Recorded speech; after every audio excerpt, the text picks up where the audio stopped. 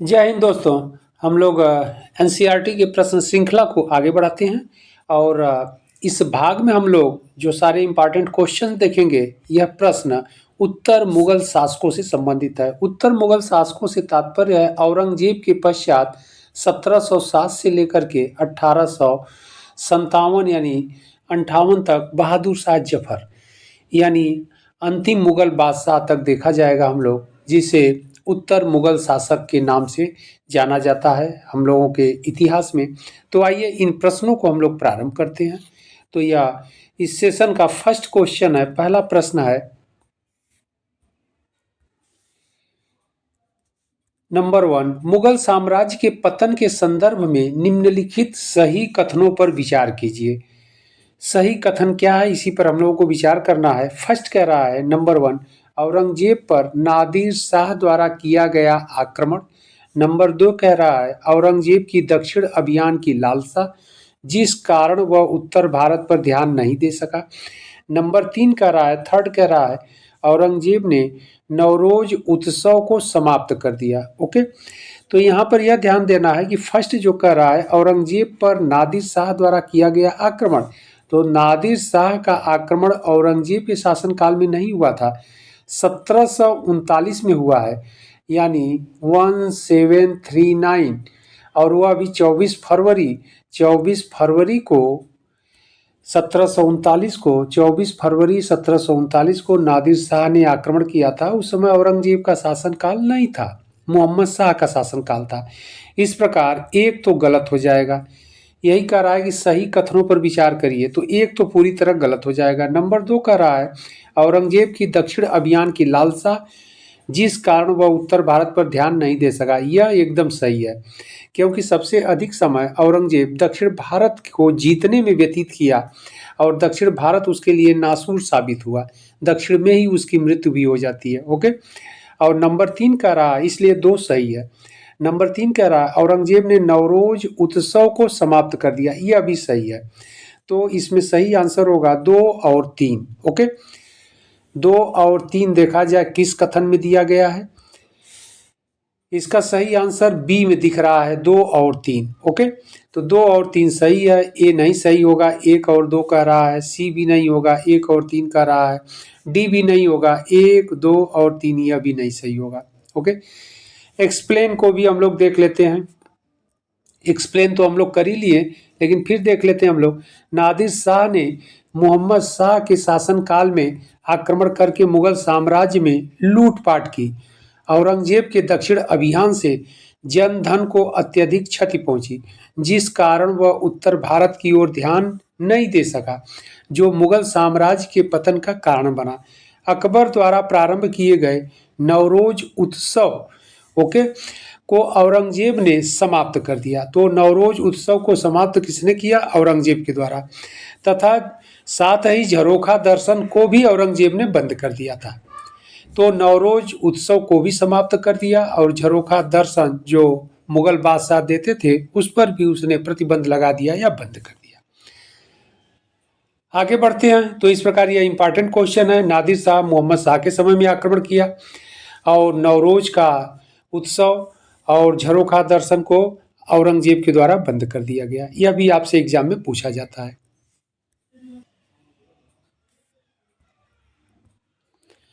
अगला प्रश्न है, प्रश्न संख्या 2 कह रहा है मुगल सम्राट जहांदार शाह के शासनकाल का समय से पूर्व अंत कैसे हुआ। यह भी क्वेश्चन बहुत इंपॉर्टेंट है। ऑप्शन ए कह रहा है उसके वजीर ने उन्हें गद्दी से उतार दिया। ऑप्शन बी कह रहा है सीढ़ी से उतरते समय फिसलने के कारण उसकी मृत्यु हो गई। और ऑप्शन सी कह रहा है एक युद्ध में वे अपने भतीजे द्वारा पराजित हुए। और इसके बाद टी कह रहा है मदिरा के अत्यधिक सेवन के फलस्वरूप रोग के कारणवश उनकी मृत्यु हुई। यहाँ पर फर्स्ट कह रहा है उसके वजीर ने उन्हें गद्दी से उतार दिया, यह तो गलत है पूरी तरह। ओके, बी कह रहा है सीढ़ी से उतरते समय फिसलने के कारण उसकी मृत्यु हो गई। सीढ़ी से उतरते समय फिसलने से जो मृत्यु हुई थी हुमायूं की हुई थी। ओके, तो यह हुमायूं के लिए रहेगा तब सही होगा। इसके लिए सही जहांदार शाह के लिए सही नहीं है। सी कह रहा है एक युद्ध में वे अपने भतीजे द्वारा पराजित हुआ, यह सही है। आगे हम लोग देख भी लेंगे, यह सही है, सी इसका सही है। आगे कह रहा है डी, मदिरा के अत्यधिक सेवन के फलस्वरूप रोग के कारणवश उसकी मृत्यु हुई, यह भी गलत है। ओके, तो यह बहुत इंपॉर्टेंट क्वेश्चन है। इसका सही आंसर हम लोगों ने देखा कि इसका सही आंसर सी है। एक युद्ध में वे अपने भतीजे द्वारा पराजित हुआ। एक्सप्लेन को भी हम लोग देख लेते हैं, इंपॉर्टेंट है, नॉलेजेबल है। कह रहा है लंपट मूर्ख के नाम से प्रसिद्ध। अब यहाँ पर देखिए, जहांदार शाह को किस रूप में प्रसिद्ध था, फेमस है इतिहास में, लंपट मूर्ख के नाम से भी इसकी प्रसिद्धि है। और कह रहा है प्रसिद्ध जहांदार शाह ने असद खां के पुत्र जुल्फिकार खां द्वारा प्रदत्त समर्थन के कारण गद्दी पर प्राप्त की थी। ओके, और जहांदार शाह के भतीजे, अब यहाँ पर फर्रुखसियर क्या है, उसका भतीजा है। जहांदार शाह के भतीजे फर्रुखसियर ने सेना एकत्र कर 10 फरवरी 1713 ईस्वी को आगरा नगर के बाहर उसे पराजित किया और 11 फरवरी 1713 ईस्वी को जहांदार शाह की हत्या कारागार में कर दी गई। ओके, तो फर्रुखसियर के द्वारा इसकी हत्या की गई थी और फर्रुखसियर उसका भतीजा था। कहाँ पर की गई थी? आगरा में। अगला प्रश्न, प्रश्न संख्या 3 कह रहा है औरंगजेब द्वारा 1660 ईस्वी में किसको शिवाजी की बढ़ती हुई शक्ति का दमन करने के लिए नियुक्त किया? यह भी इंपॉर्टेंट क्वेश्चन है, आपसे बार बार एग्जाम में पूछा जाता है। ऑप्शन ए है Khafi Khan, option B Mubariz Khan, option C Shaista Khan and option D Diler Khan. इसका सही आंसर होगा सी, शाइस्ता खां। शाइस्ता खां औरंगजेब का मामा भी था, ये भी जानते रहिएगा आप लोग। इसी को नियुक्त किया था औरंगजेब ने। एक्सप्लेन को भी हम लोग देख लेते हैं। औरंगजेब ने शाइस्ता खां को 1660 ईस्वी में दक्षिण का सूबेदार नियुक्त किया, जिसका प्रमुख उद्देश्य था दक्षिण में बढ़ रहे शिवाजी के प्रभाव को कम करना था। ओके, शाइस्ता खां से मुक्ति पाने के लिए शिवाजी ने 15 अप्रैल 1663 को रात्रि के समय उसके शिविर पर आक्रमण कर दिया, जिसमें शाइस्ता खां जान बचाकर भागा। ओके, तो शाइस्ता खां के शिविर पर इन्होंने 15 अप्रैल 1663 को आक्रमण अटैक कर दिया। ओके, और इस रात्रि के समय शाइस्ता खां जख्मी हो गया, घायल हो गया, और ऐसा माना जाता है कि शिवाजी ने शाइस्ता खां का अंगूठा काट दिया और शाइस्ता खां भागकर किसी तरह जान बचाया। ओके, तो इस प्रकार शिवाजी की यह बहुत बड़ी विजय थी, यह जीत थी। और इसी शाइस्ता खां जब भागकर दिल्ली पहुंचा तो औरंगजेब बड़ा नाराज हुआ जब इस बात की जानकारी हुई, तो और शाइस्ता खां को दक्षिण के सूबेदार पद से हटा दिया। आगे बढ़ते हम लोग। अगला प्रश्न है प्रश्न संख्या 4, क्वेश्चन नंबर 4 कह रहा है मयूर सिंहासन पर आसीन होने वाला, आसीन से तात्पर्य बैठने वाला, आसीन होने वाला अंतिम मुगल सम्राट कौन था? बहुत इंपॉर्टेंट है, क्योंकि मयूर सिंहासन आप लोग जानते ही होंगे कि आपसे पूछ दिया जाता है किसके द्वारा निर्मित किया गया था या बनवाया गया था, तो शाहजहां के द्वारा मयूर सिंहासन। ओके, जिसे तख्त ए ताउस भी कहा जाता है। तो मयूर सिंहासन पर बैठने वाला या आसीन होने वाला अंतिम मुगल सम्राट कौन था? ऑप्शन ए कह रहा है शाह आलम प्रथम, option B Mohammad Shah, option C Bahadur Shah और ऑप्शन डी कह रहा है जहांदार शाह। इसका सही आंसर होगा बी, मोहम्मद शाह। ओके, और इसी को मोहम्मद शाह रंगीला भी कहते हैं। आगे हम लोग बढ़ते हैं, एक्सप्लेन भी देख लेते हैं और फिर हम आपको समझा भी देंगे। एक्सप्लेन में हम लोग देखते हैं मोहम्मद शाह का शासनकाल 1739 में करनाल के निकट खान ए दौरा के नेतृत्व में मुगल तथा नादिर शाह। ओके, तो इसी के समय में 1739 में नादिर शाह ने आक्रमण किया था। नादिर शाह की सेना के मध्य युद्ध हुआ, जिसमें मुगल सेना की पराजय हुई। खान ए दौरा युद्ध में मारा गया।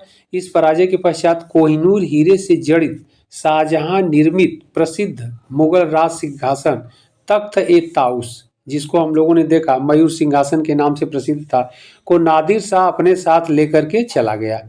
ओके, अपने साथ ले गया। इस मयूर सिंहासन पर बैठने वाला अंतिम मुगल बादशाह कौन था? मोहम्मद शाह था।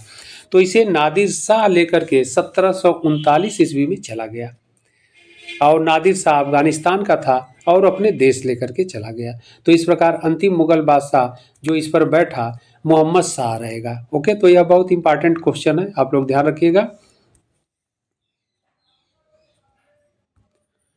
अगला प्रश्न प्रश्न संख्या 5 क्वेश्चन नंबर 5 किसके शासन काल में हिजड़ों व महिलाओं के एक वर्ग का प्रभुत्व था। यह भी इंपॉर्टेंट क्वेश्चन है। Option A Mohammad Shah, option B Ahmad Shah, option C कह रहा है शाह आलम और ऑप्शन डी है आलमगीर। इसका सही आंसर होगा ए मोहम्मद शाह, जिसका शासनकाल ऊपर हम लोगों ने डिस्कशन किया। इसी को मोहम्मद शाह रंगीला भी कहते हैं, इसीलिए रंगीला के नाम से यह फेमस था। 1719 से 1748 तक इसने शासन किया था।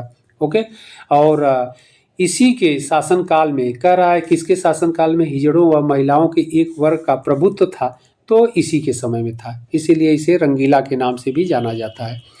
एक्सप्लेन को भी हम लोग देख लेते हैं। मोहम्मद शाह 1719 से 48 को उसके शासन के प्रति उदासीनता तथा मदिरा और सुंदर युवतियों के प्रति अधिक रुझान के कारण रंगीला बादशाह कहा जाता था। मोहम्मद शाह अपनी प्रेमिका एवं पत्नी रहमत उन्निसा कोकी जीऊ तथा हाफिज खिदमतगार खां नामक एक हिजड़े और दरबार के कुछ अमीरों के षड्यंत्र में फंस गया। दरबार में इन सब का प्रभुत्व स्थापित हो गया था। मोहम्मद शाह एक अयोग्य शासक था। फारस के शासक नादिर शाह ने 1739 ईस्वी में यहाँ पर फारस के शासक नादिर शाह ने 1739 ईस्वी में मोहम्मद शाह के समय में ही दिल्ली पर आक्रमण किया और इस मोहम्मद शाह रंगीले के समय में जो शासन सत्ता में विशेष रुचि नहीं लेता था, ओके, इसके समय में यह दिल्ली को लूटा और तख्त ताउस सिंहासन को भी लेकर के चला गया। तो यह बहुत इंपॉर्टेंट है, ध्यान रखना है कि एक हिजड़े और दरबार में कुछ अमीर वर्ग के षड्यंत्र होता रहा। इस प्रकार शासन सत्ता वीक होने लगी और इसी का लाभ उठा करके नादिर शाह भारत पर आक्रमण किया और इसने मोहम्मद शाह इस आक्रमण में युद्ध में पराजित हुए और दिल्ली को लूटा। बढ़ते हम लोग अगले प्रश्न की ओर। अगला प्रश्न है प्रश्न संख्या 6 क्वेश्चन नंबर 6 इनमें से किस मुगल शासक ने शाहजहां द्वितीय की उपाधि धारण की। यह भी इंपॉर्टेंट क्वेश्चन है। शाहजहां द्वितीय की ऑप्शन ए का रहा Rafi ud Darjat, option B Farrukhsiyar, option C Rafi ud Daula and option D का रहा है मोहम्मद शाह। इसका सही आंसर होगा सी रफ़ी उद दौला। एक्सप्लेन को भी हम लोग देख लेते हैं। रफ़ी उद दौला सैयद बंधुओं की सहायता से मुगल सिंहासन पर बैठा। इसने शाहजहां द्वितीय की उपाधि धारण की। इसी के शासनकाल में अजीत सिंह अपनी विधवा पुत्री को मुगल हरम से वापस ले गए थे। यह सबसे कम समय तक शासन करने वाला मुगल सम्राट था। ओके, यानी सबसे कम समय तक यह शासन किया था, लगभग 3 महीने के आसपास ही यह शासन किया था। अगला प्रश्न है प्रश्न संख्या 7 क्वेश्चन नंबर 7 कह रहा है इनमें से किसके शासन काल में मुगल सिक्कों को बंद कर दिया गया। ये इंपॉर्टेंट क्वेश्चन है। ऑप्शन ए है बहादुर शाह द्वितीय, ऑप्शन बी अकबर द्वितीय, ऑप्शन सी शाहजहां द्वितीय और ऑप्शन डी है औरंगजेब। ओके, तो इसका सही आंसर होगा बी अकबर द्वितीय के समय में। ओके, आइए हम लोग एक्सप्लेन को भी देख लेते हैं। अकबर द्वितीय के समय में एक्सप्लेन अगर कम होगा तो हम और आप लोगों को समझाएंगे। अकबर द्वितीय के शासनकाल में मुगल शासकों द्वारा प्रचलित सिक्के बंद कर दिए, बंद हो गए। ओके, अब यहाँ पर ध्यान रखना है कि अकबर द्वितीय के समय में के शासनकाल में मुगलों द्वारा प्रचलित सिक्के बंद हो गए। ये नाम मात्र के बादशाह रह गए, वास्तविक सत्ता अंग्रेजों के हाथ में आ गई। ओके, जब ब्रिटिश सरकार, आप लोग जानते ही होंगे कि 1600 ईस्वी में 31 दिसंबर 1600 ईस्वी को अकबर के समय में ईस्ट इंडिया कंपनी की स्थापना हुई और धीरे धीरे प्लासी और बक्सर के युद्ध के बाद जब वह 57 के बाद बंगाल पर, यानी 1757 के बाद प्लासी के युद्ध के बाद बंगाल पर अधिकार कर लिए, तो धीरे धीरे उन्होंने अपना सिक्का प्रारंभ कर दिया। और आप लोग जानते ही होंगे कि अकबर का शासनकाल 1806 से 1837 रहा है। ओके, तो इसका शासनकाल 1806 से 1837 रहा है। तो बक्सर के युद्ध के बाद पूरी तरह से कंपनी भारतीय क्षेत्रों पर हावी हो गई और अपने शासन को अच्छी तरह से चलाने लगे और अपने सिक्कों का भी उन्होंने प्रचलन कर दिया। तो जब ब्रिटिश सरकार के द्वारा क्वाइंस यानी सिक्के चलाए गए यानी मुद्रा का संचालन किया गया, तो इस प्रकार शासक कौन रहेगा? अकबर द्वितीय के समय में जो मुगल शासकों द्वारा सिक्के थे उसे बंद हो गया या बंद कर दिया गया। अगला प्रश्न है प्रश्न संख्या 8, क्वेश्चन नंबर 8 कह रहा है किस मुगल बादशाह के काल में सैयद बंधुओं का अंत हुआ? यह भी इंपॉर्टेंट क्वेश्चन है। ऑप्शन ए है Farrukhsiyar, option B Mohammad Shah Rangila, option C Ahmad Shah and option D कह रहा है शाहजहां तृतीय। ओके, तो इसका सही आंसर होगा बी मोहम्मद शाह रंगीला। ओके, इसके समय में एक ही तो कार्य हुआ, सैयद बंधुओं का अंत। एक्सप्लेन को भी हम लोग देख लेते हैं। जहांदार शाह के शासनकाल के बाद से सैयद बंधुओं हसन अली और अब्दुल्ला खां, यह भी आप लोगों को ध्यान रखना है, कभी कभी सैयद बंधुओं का नाम भी आपसे एग्जाम में पूछ देता है। तो यह दोनों भाई थे, हसन अली और अब्दुल्ला खां का शासन में अत्यधिक वर्चस्व स्थापित हो गया था। इन्हें मुगल शासन काल में राजा बनाने वाले यानी किंग मेकर के नाम से जाना जाता था। मतलब शासन सत्ता पर यह दोनों भाई इस तरह से हावी हो गए थे कि मुगल शासकों को गद्दी पर बैठाते थे, उतारते थे। और मुगल शासक से तात्पर्य क्या? कमजोर शासक थे। इसलिए इन लोगों ने, इन सैयद बंधुओं ने शासन सत्ता पर काबिज कर लिया, अधिकार कर लिया और फिर अपने अनुसार गद्दी पर राजाओं को बैठाते थे और फिर उनको जब उनसे लाभ नहीं होता था तो फिर उनको हटा देते थे, दूसरे मुगल परिवार के सदस्यों को गद्दी पर बैठाते थे। आगे कह रहा है इन्हें मुगल शासन काल में राजा बनाने वाले किंग मेकर के नाम से जानते थे। मोहम्मद शाह रंगीला के शासन काल में षड्यंत्र के द्वारा सैयद बंधुओं की हत्या करा दी गई। ओके, या कर दी गई थी। तो सैयद बंधु इस प्रकार समाप्त हो गए किसके समय में? तो मोहम्मद शाह रंगीला के समय में। इंपॉर्टेंट क्वेश्चन है।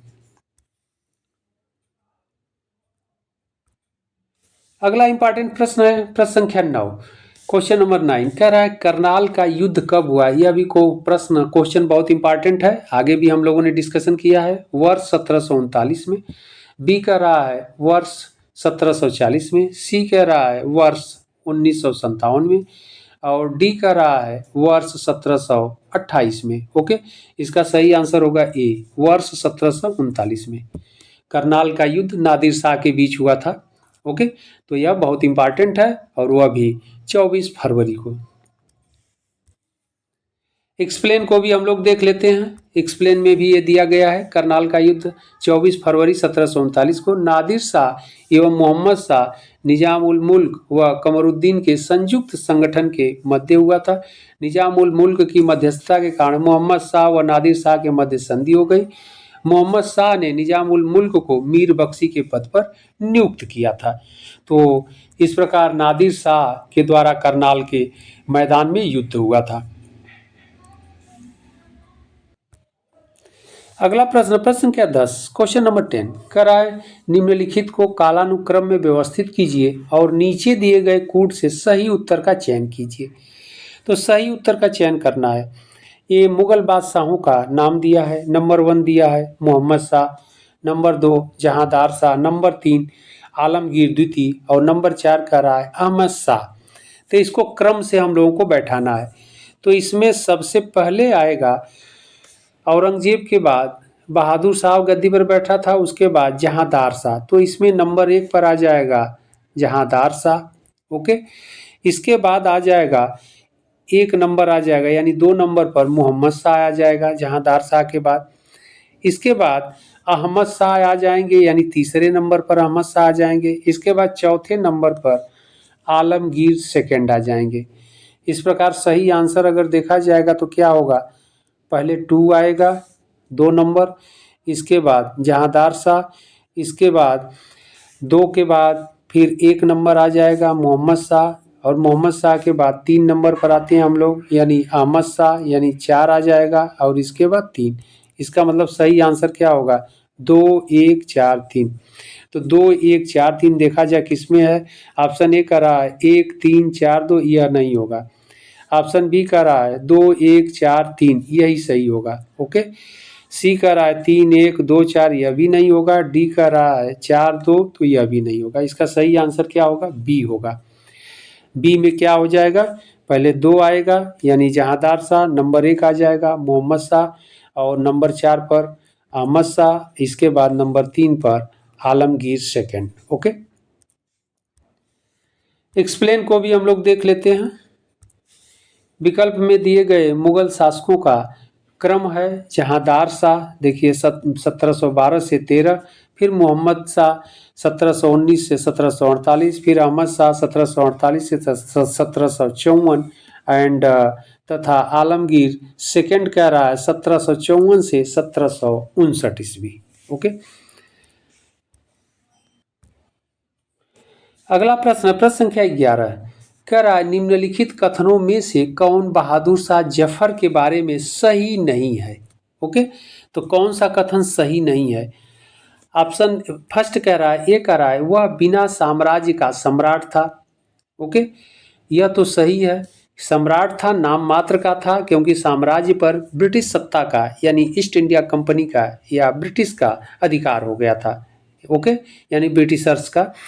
ऑप्शन बी कह रहा है इब्राहिम जौक और असद उल्ला खां गालिब उसके कविता के शिक्षक थे। यह भी सही है, ये भी सही है। बी भी, इब्राहिम जौक और असद उल्ला खां गालिब उसके कविता के शिक्षक थे। और ऑप्शन सी कह रहा है हसन अस्करी उसके आध्यात्मिक निर्देशक थे। ये भी सही है।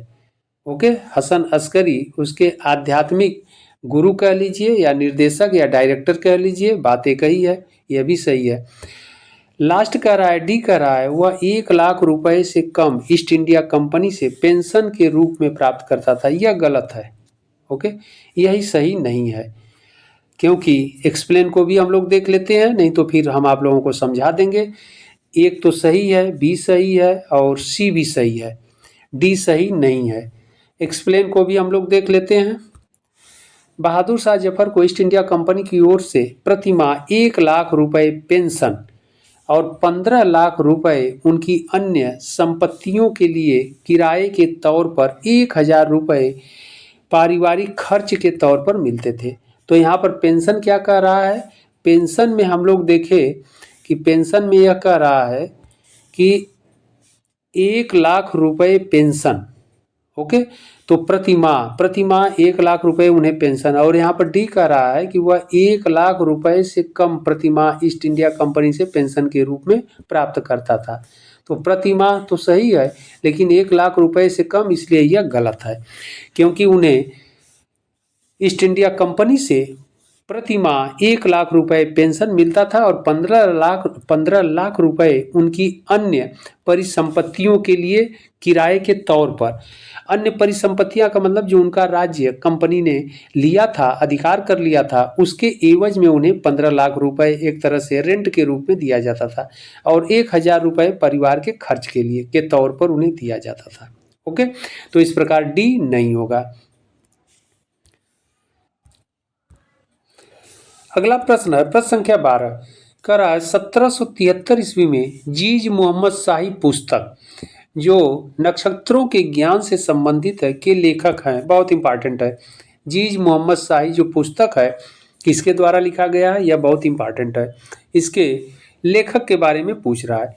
ऑप्शन ए कह रहा है जोधपुर के दरबार जसवंत सिंह, ऑप्शन बी कह रहा है आमेर के राजा बहारमल, ऑप्शन सी है जयपुर के सवाई जय सिंह, और डी कह रहा है उदयपुर के महाराणा अमर सिंह। इसका सही आंसर होगा सी, सवाई राजा जय सिंह। ओके, जयपुर के सवाई राजा जय सिंह बहुत इंपॉर्टेंट है, क्योंकि यह खगोल शास्त्री थे, इनकी बहुत रुचि थी खगोल विद्या में। ओके, तो इन्होंने ही लिखा है और यह खगोल शास्त्र से रिलेट है या संबंधित है, जिसमें नक्षत्रों के बारे में ज्ञान है या जानकारी दी गई है। आगे हम लोग एक्सप्लेन को भी देख लेते हैं, नहीं तो फिर आप लोगों को हम समझाते हैं। राजपूत राजा सवाई जय सिंह ने जयपुर शहर की स्थापना की। यह भी इम्पॉर्टेंट है कि इन्होंने जयपुर शहर की स्थापना की या जयपुर शहर बसाया, उसे विज्ञान और कला का केंद्र बनाया। जय सिंह एक महान खगोल शास्त्री भी थे। अभी हम लोगों ने डिस्कशन किया कि यह खगोल शास्त्री भी थे। उन्होंने दिल्ली, जयपुर, उज्जैन, बनारस यानी काशी जिसे वाराणसी भी कहते हैं, और मथुरा में आधुनिक उपकरणों से युक्त पर्यवेक्षण शालाएं जिसे जंतर मंतर कहते हैं बनवाई। लोगों को खगोल शास्त्र संबंधी पर्यवेक्षण में सहायता देने के लिए जय सिंह ने जीज मोहम्मद शाही नामक सारणियों का सेट तैयार किया।